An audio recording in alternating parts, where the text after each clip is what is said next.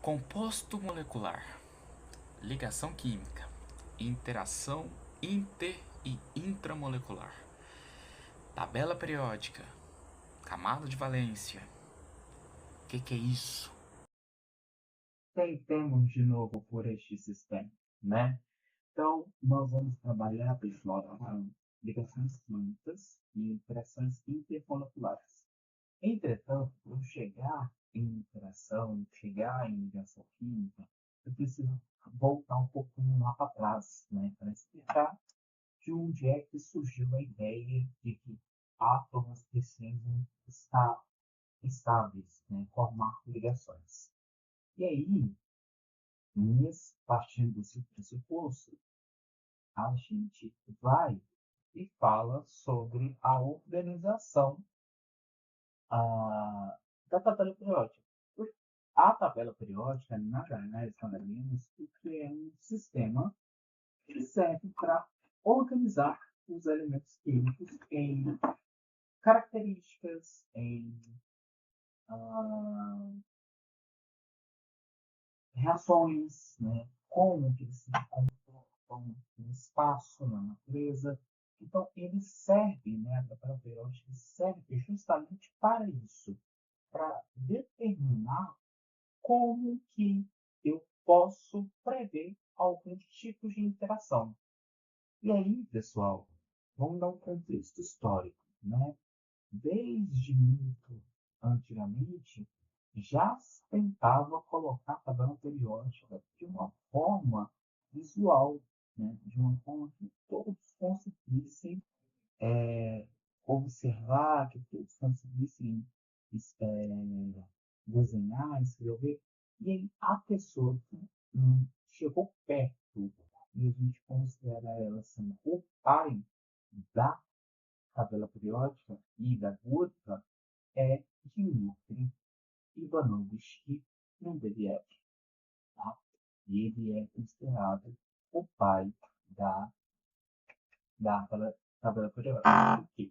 Porque ele reuniu 63 elementos químicos da época e organizou, observou algumas propriedades semelhantes, propriedades físicas, que eu não coloquei aqui, tá? Então, ele conseguiu observar algumas propriedades físicas e ele conseguiu observar algumas propriedades químicas também. E aí, fazendo essa previsão, né, fazendo essa observação, ele começou a reunir o que era parecido com um lado, ah, que era diferente ficava do outro. E aí ele conseguiu organizar uma tabela periódica, e nessa tabela periódica ele ainda deixou lacunas. Como assim, professor? Então, ele deixou mais ou menos assim, né? Ele escrevia uma tabela muito da mal feita aqui, uma coluna muito da mal feita. Aí ele colocou uma aqui, colocou um elemento aqui, colocou um aqui, um aqui, colocou o elemento X e o elemento Y e deixou isso aqui vago. Aí perguntaram para ele, senhor Dmitry, por que o senhor deixou aquele espaço ali em branco? Aí ele falou assim, porque até o presente momento não existe um elemento que ocupe aquele espaço, mas haverá no futuro um elemento que vai ocupar. E o seu Ivanovich conseguiu identificar, né, fazer a previsão do aparecimento do germânio, né, que é um elemento que encaixou certinho aonde ele falou que ia fechar, tá? Deixa eu só passar para frente. E aí, essas foram as grandes contribuições de Mendeleev, né? Ele organizou os elementos por propriedades físicas, ele preveu elementos não descobertos como germânio, ele influenciou a tabela periódica que a gente conhece ela hoje, e ele facilitou a compreensão das propriedades periódicas, que aí é o pulo do gato, é justamente isso daqui que precisamos prestar atenção, pessoal. Precisamos muito prestar atenção nessa justa parte aqui, ó, tá? Por quê? Porque como saber a propriedade periódica da tabela é a mesma coisa que saber montar uma ligação química. Bom, então, vocês vão perceber que lá na frente a tabela periódica ela funciona como ah, um aparato para você determinar aonde é cada um dos elementos vão ficar e como eles vão ficar. Tá? A tabela periódica ela sofreu várias evoluções, tá? Conforme o tempo. Tá? Mendeleev fez um tipo de organização, outros químicos fizeram outros, mas Mendeleev é o pai da química. Tá? A estrutura da tabela periódica é uma estrutura composta por linhas e colunas, sendo que essas linhas nós chamamos ela de períodos, são 7 períodos, tá? 7 períodos. Enquanto nós temos 18 grupos. Cada grupo recebe um nome em específico, tá? Então nós temos alcalinas, esteroses, elementos de transição, família do boro, família do carbono, família do nitrogênio, família do nitrogênio, os calcogênios, os halogênios e os elementos nobres. Provavelmente o professor já você deve ter falado gases nobres. Entretanto, lá na frente, vou mostrar para vocês que não tem como mais eu chamar ele de gás nobre, tá? Porque o último elemento que foi descoberto, que é um tóxium, ele é um sólido e ele é um elemento nobre. Então não tem como chamar uma coisa de sólido de gás, sendo que ela é sólida. Tá? Então houve essa pequena diferença. Os tipos de elementos químicos. Bem, nós temos os metais, que são bons condutores de eletricidade. Os não metais, que vão variar no estado de reatividade, pode ser que eles ajam com compostos iônicos, pode ser que eles ajam com compostos covalentes. Tudo vai depender do estado de espírito dele, se assim a gente pode dizer. Os semimetais, que eles estão aí no meio, né? E, por exemplo, o silício, ele é um semimetal, tá? O silício, pessoal, quando ligado ao oxigênio,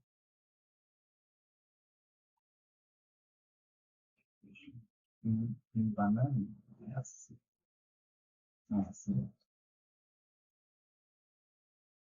quando ele está conectado ao oxigênio, ele forma o trióxido de silício. É isso aqui. Agora, quando ele está ligado ao hidrogênio, ele forma o. Agora não vou lembrar o nome, mas aqui a gente tem dois tipos de compostos. Eu tenho um composto que ele é de. Ele age como um semimetal, como um semimetal não, não reativo, tá? Enquanto o trióxido de silício ele age como um metal reativo. Tá? Então, você vai ver aqui apenas os conectivos. Tá? Isso aqui não vive nesse caso, vou dar esse aqui para vocês. Então, pessoal, essa aqui é a tabela periódica atual. E essa tabela periódica atual, ela traz algumas informações para nós. E com essas informações noções, nós vamos discutir três ligações químicas, as três ligações químicas que são que se utilizam dessas propriedades periódicas. Então, a gente vai discutir sobre a ligação iônica, sobre a ligação covalente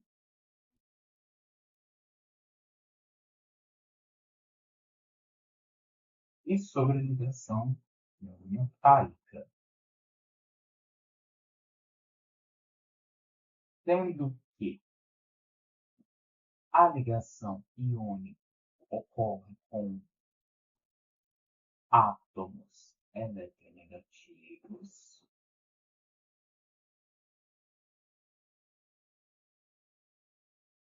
juntamente com átomos eletropositivos,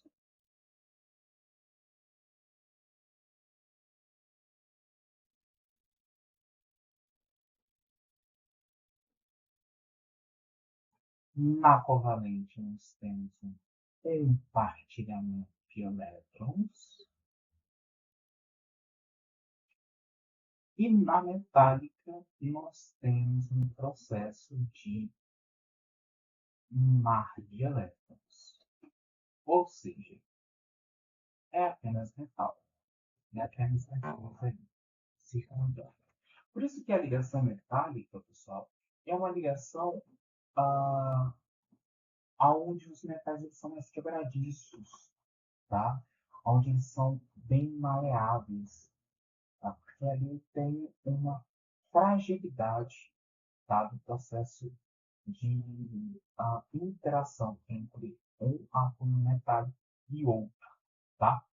E aí, agora eu vou te falar para vocês sobre a eletropositividade e a eletronegatividade. Também tem aqui, pessoal, e eu vou apagar esses dois aqui.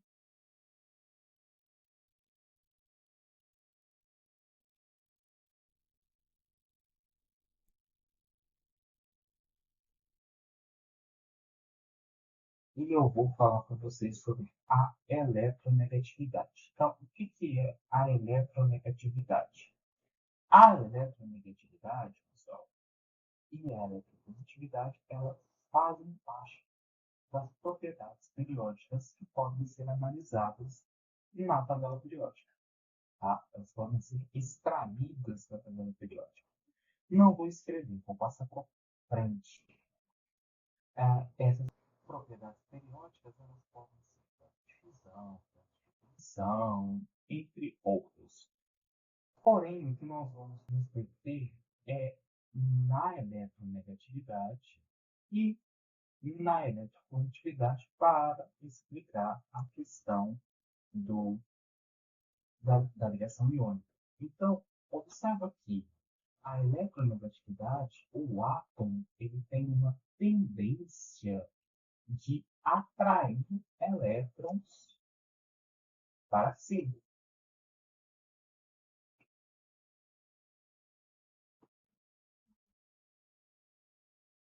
Imagina que tem a valência, essa aqui, e esse átomo aqui em específico, ele tem 6 elétrons.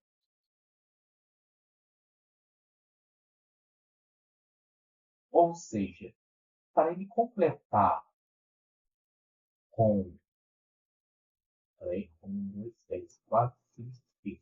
Para ele completar com 8 elétrons, é muito mais fácil para este átomo receber, né, atrair para ele 2 elétrons. Então, a afinidade dele é de atração de elétrons.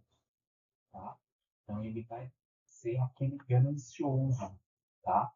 Nesse caso, essa tendência periódica vai ocorrer se pegar aqui na tabela periódica. Lembrando que tem sempre uma folha de consulta. Essa tendência periódica, ela é direita, esquerda para o direito, e de baixo para cima. Ou seja, o césio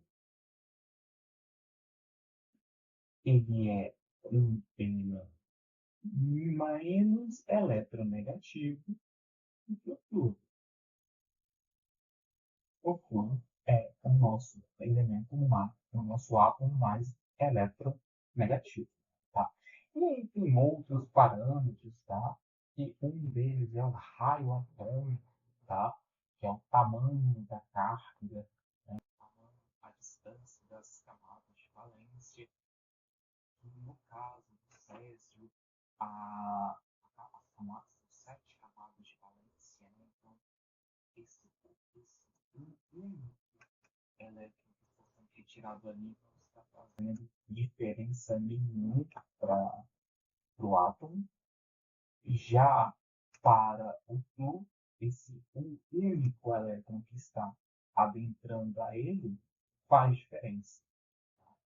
Então, raio atômico também influencia bastante aqui nesse ponto. A energia de ionização é aquela capacidade que a gente vai falar sobre a capacidade de remover um elétron, tá, ao longo de um período. Aqui eu vou pular porque novamente nosso interesse é ligação e interação intermolecular, tá? Então, esse material eu vou estar passando para vocês, tá bom? E aí, o que eu preciso que vocês entendam aqui? Existem algumas ligações que têm tendências a conduzirem corrente elétrica, e têm tendências a serem mais maleáveis, e têm tendências a terem campos de fusão e ignição maiores. Isso depende de como qual átomo está ligado e qual que é a forma que ele está ligado, tá? Qual que é a regra que ele está seguindo, tá? Exemplo prático. Eu consigo prever a reatividade do átomo de sódio com o comportamento do átomo de cloro. Bem, o sódio, grupo 1A, se ele é do grupo 1, ele vai ter a independência do quê? Do átomo molécula.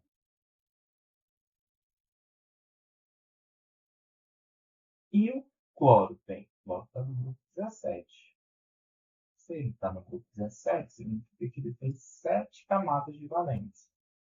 Se ele tem 7 camadas de valência, para ele chegar a 8 elétrons nessas 7 camadas de valência, ele necessita de receber, então, eu dou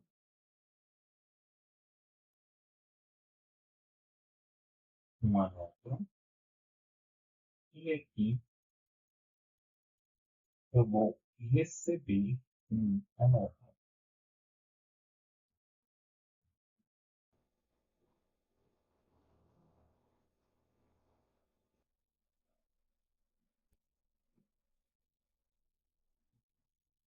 Consigo também identificar aqueles átomos que têm a tendência de serem mais ácidos ou mais básicos, tá?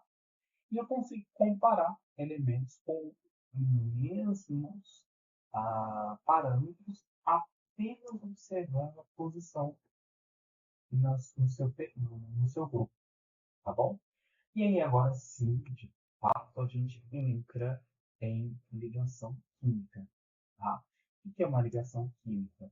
Ligação química é uma tentativa de interação elétrica entre os átomos para gerar um equilíbrio, né? Para completar aquele equilíbrio eletrostático que a gente estava comentando, né?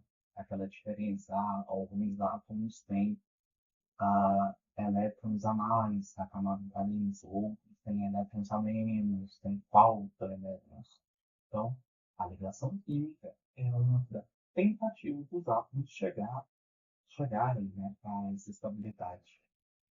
a, a importância que eu coloquei aqui para vocês vai desde a solubilidade até os pontos de fusão e reação. Tá? A gente não teria densidade de materiais, por exemplo, não teria densidade de corrosão, que é vital na nossa alimentação. E como que vai ocorrer essas ligações, né? Essas ligações, como eu já falei para vocês, elas podem ocorrer de duas formas, de três formas, né? A iônica vai ocorrer com a transferência de um elétron a um átomo que está sobrando elétrons para aquele átomo que está deficitário de elétrons. Isso, a ligação iônica. Na ligação covalente, nós temos o compartilhamento de elétrons para manter a união, né, dessas camadas de valência. Nesse caso, lá na frente vou mostrar, então vou dar um prelúdio para vocês, por enquanto não. Tá? Ah, esses átomos, então, resumindo, eles estão buscando uma estabilidade e durante essa estabilidade eles buscam uma menor energia. Esse processo de ligação química obedece na maioria das vezes, mas eu gostaria depois que vocês realizassem a estrutura do PO4 e me falassem se ele está obedecendo esta regra aqui,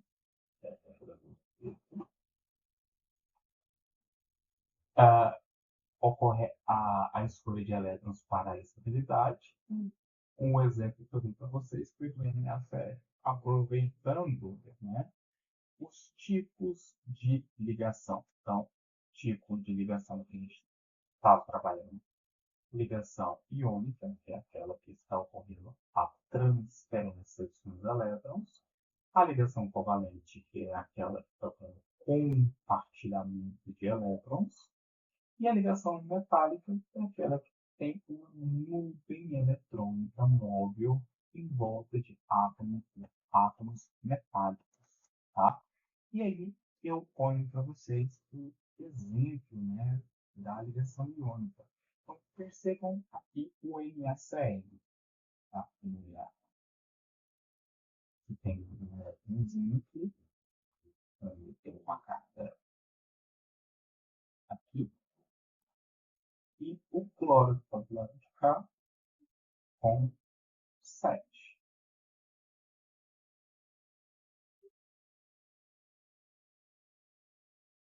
O que vai acontecer?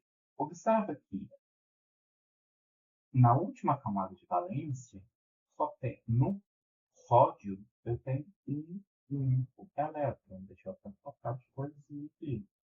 Eu tenho apenas um único elétron. Olha aqui. Enquanto na penúltima camada, eu tenho 2, 3, 4, 5, 6, 7, 8 elétrons. Falta de 2, 3, 4, 5, 6, 7, 8 elétrons. Ou seja, a penúltima camada já está completa. Para o sódio, não é interessante que este elétron que está aqui continue aqui. Ele está atrapalhando a sua estabilidade. Isso, o cloro, o átomo de cloro, se a gente observar, a última camada dele não está completa. Está faltando aqui um elétron. Então, nesse caso aqui, é vantajoso, limitado, perdão, em português, a transferência desse único elétron para o meu cloro, para ocorrer a estabilidade das camadas de valência. Nesse processo de transferência, eu escrevo a seguinte questão. Eu falo assim, que está ocorrendo a a mais, porque eu estou perdendo elétrons, e o Cl íons, porque ele está recebendo um par de elétrons. A representação estrutural disso tudo é assim. Em tracinho, em tracinho ligação, sério, tá? E aí, pessoal, olha só o tanto que ficou bonitinho. Isso aqui é um cristal de sal de cloreto, tá? Essas ligações iônicas, elas são tão atrativas que elas formam uma coisa chamada de rede cristalina, ou tubo de fase centrada, tá? PFC. Forma um tubozinho bem bonitinho, tá? Justamente por causa das atrações elétricas, tá? Elétricas que são correntes, tá? Então, com isso, ah, por estarem tão aglomerados uns aos outros, a ligação iônica, em estado sólido, o sal de alumínio, por exemplo, em estado sólido, ele não conduz a eletricidade. Só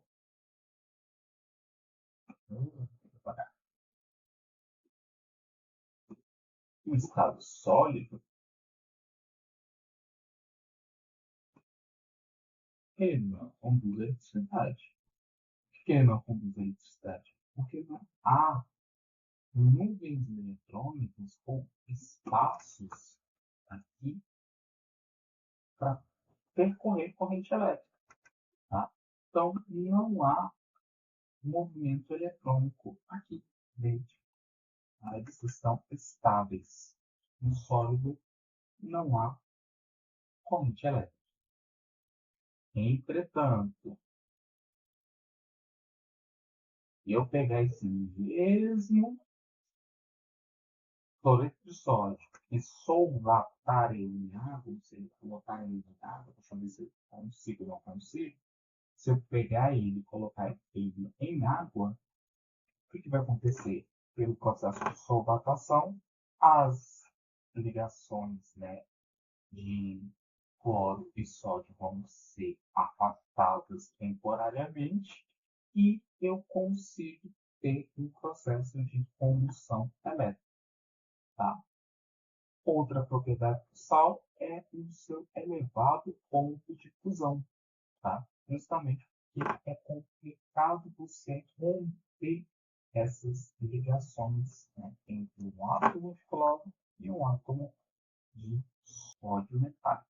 Bom, vai ser meio rápido porque é mesmo só um salvo para vocês. Tá? Na ligação covalente, pessoal, é justamente isso que vocês estão observando. Tá? Você tem a camada de valência, tá? E essa camada de valência ela vai se aproximar para chegar à configuração de um gás nobre.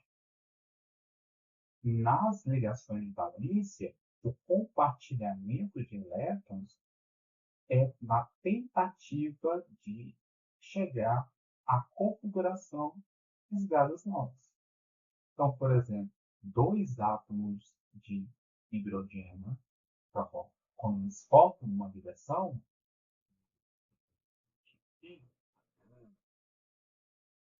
H, eles estão assumindo a configuração do gás hélio, que tem dois elétrons.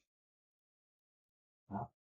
E assim por diante, pessoal. Então, a ligação covalente é uma aproximação para tentar, né, se assemelhar com a configuração eletrônica dos gases nobres. Tá? Na ligação metálica, eu tenho elétrons livres, formando um mar de elétrons. Tá? Eu tenho uma livre condução elétrica ali e calor também. E eu tenho exemplos, né? Cobre, alumínio, são bons condutores e eles são fortes atratores de íons metálicos, tá? só que eles não são vendidos pela indústria puros, justamente porque eles são maleáveis demais. Então, o que é vendido na indústria é uma coisa chamada de liga metálica.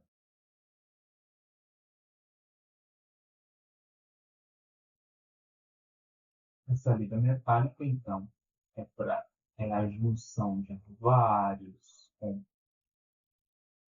componentes, vários elementos químicos,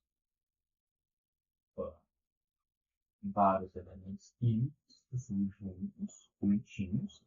Esses vários elementos químicos eles vão dar uma enrijecida nessa liga, né, nesse metal, né, nessas ligações, impedindo aí que elas se tornem quebradiças demais. Bom, e aí a gente vem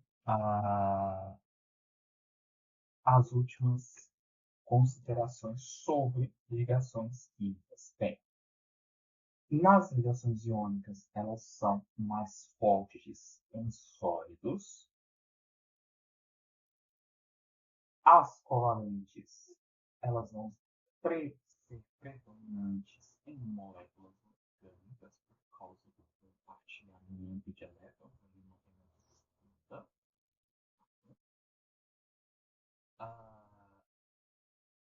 E também, no caso, é apenas a aproximação das camadas de valência. É a aproximação das camadas de valência para atingir a estabilidade. E aqui a gente vem, para finalizar finalmente, as nossas forças intermoleculares. Tá? O que são as nossas forças intermoleculares? Amados, puxa aqui essa fácil aqui para você enxergar. Esta linda molécula que está na nossa tablet, nosso vídeo, ela não está isolada no universo. Ela não está isolada no universo. Existem outras moléculas iguais a ela em volta dela ou outras moléculas diferentes dela em volta dela. Então, ela precisa ou ela vai se interagir dependendo da temperatura, dependendo da concentração, dependendo das energias que estão em volta dela, ela vai interagir com essas outras moléculas. E existem alguns tipos de interação, tá? Alguns tipos dessas interações intermoleculares. Então, agora presta atenção que é entre moléculas, tá? A primeira delas é a interação de polo, ou seja, o polo positivo de uma molécula interage com o polo negativo de outra molécula. Isso aqui ocorre preferencialmente em ligação iônica.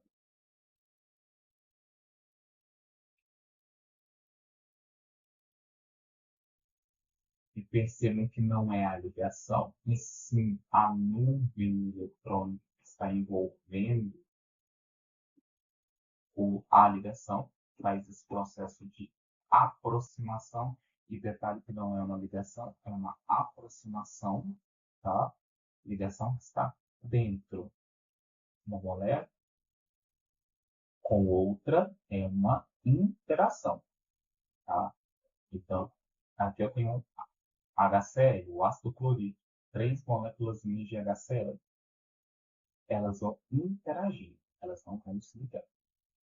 Tá? Essa aqui é a ligação iônica, vai acontecer preferencialmente ligação iônica. A interação de hidrogênio, que em muitos livros ainda se chama ligação de hidrogênio ou ponte de hidrogênio, uma tradução equivocada, o termo correto é interação de hidrogênio, vai acontecer de um elemento eletronegativo com um átomo de hidrogênio. Alguns casos aqui, a água ocorre uma interação de hidrogênio. O hidrogênio de uma molécula de água vai interagir negativamente, né, com aquele parzinho de elétrons do átomo de oxigênio, a outra molécula. As forças de Van der Waals são aquelas forças mais simples, mais fracas que existem, tá? E elas ocorrem em moléculas apolares, tá? Então, no caso, duas moléculas de gás hidrogênio, duas moléculas de gás hélio, elas vão interagir bem fracamente e a menor mudança energética elas se afastam, tá bom? Por último, nós temos a dipolo induzido, aonde uma molécula vai induzir uma molécula a ocorrer um processo de aproximação. Isso significa que a água ela tem sim um polo que tem aqui, a água ela tem um polo negativo.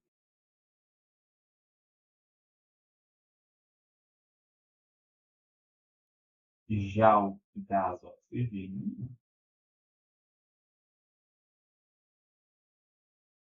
é uma molécula totalmente apolar. Entretanto, a molécula de água ela vai induzir temporariamente a molécula de gás oxigênio a realizar o processo de atração. Tá? Isso é tão fraco quanto a interação de Van der Waals. Tá? E a dipolo induzido é a mesma coisa. Tá? Nós temos duas moléculas apolares que vão se aproximando, chegam a um determinado ponto, isso acontece mais em estados gasosos, tá? Elas vão se aproximando, chegou muito próximo, se afasta. Afastou demais, volta e se aproxima. Tá? Se eu fosse colocar em uma escala de força, eu colocaria da seguinte maneira. Quem seria a mais forte, né? Em termos, ficaria a ligação de hidrogênio, a interação de hidrogênio.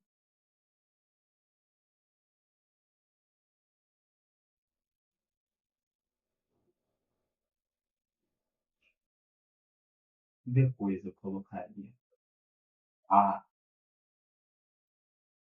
dipolo,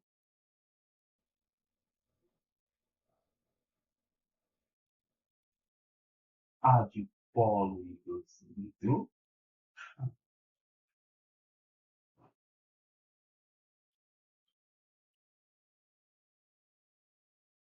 e a equipe de competição, né? Porém, acho que eu ponho a dipolo induzido primeiro, dipolo induzido,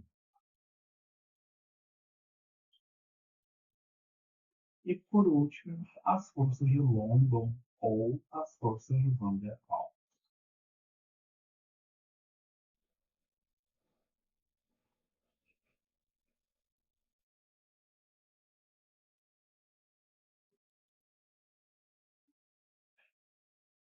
Tá, gente. Não é uma aula, é uma aula. Espero que eu tenha saudado vocês. Um forte abraço e até a próxima. Das Trivaninha.